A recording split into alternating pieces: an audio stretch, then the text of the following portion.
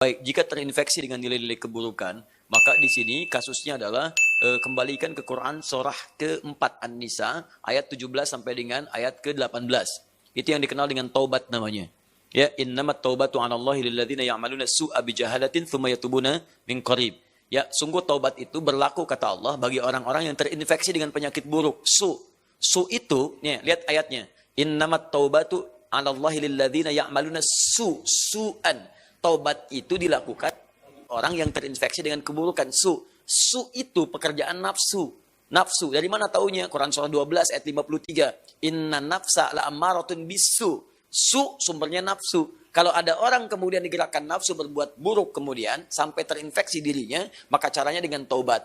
Apa itu taubat? Taubat itu artinya kembali kepada nilai-nilai kebaikan dengan cara meninggalkan perilaku buruk yang dikerjakan.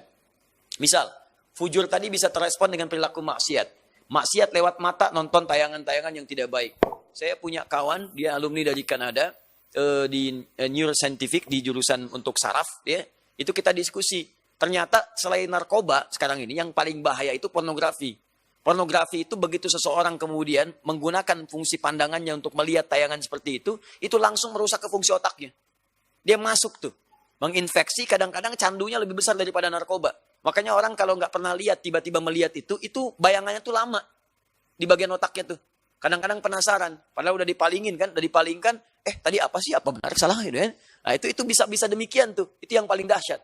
Nah kalau kemudian Anda ingin menghilangkan itu, dan perilakunya diburuk nantinya. Ke pola hidup, ke tubuh, ke macam-macam. Anda paham sendirilah gitu kan. Nah, maka apa yang kemudian mesti dilakukan? Tinggalkan itu. Tinggalkan, jauhi, taubat. Akui salah, sesali itu, kemudian tinggalkan, dan cara meninggalkannya ganti dengan yang lebih baik. Pandang yang baik-baik, latihannya begitu. Lihat yang baik-baik ya. Awas, kalau orang terbiasa melihat yang halal, maka yang haram akan alergi. Sama dengan pasangan kehidupan di keluarga. Kalau sering melihat yang halal, pada yang haram itu nggak akan ada ketertarikan berlebihan, nggak ada. Ya, tapi kalau sering melihat yang haram, istri orang itu kan bukan mahram antum. Kalau ngelihat istri orang keseringan, ngelihat istri sendiri jadi nggak enak. Ibu juga sama gitu. Kalau ngelihat suami orang itu keseringan, lihat suami sendiri itu udah hambar. Makanya kalau orang-orang ngelihat yang halal itu yang bagus-bagus, maka yang haram itu akan sulit kita. Sama bicara juga begitu. Kotor kata-kata, tinggalkan yang kotor, balik kepada yang baik. Begitu baik kebiasaan, maka kotor akan dihilangkan.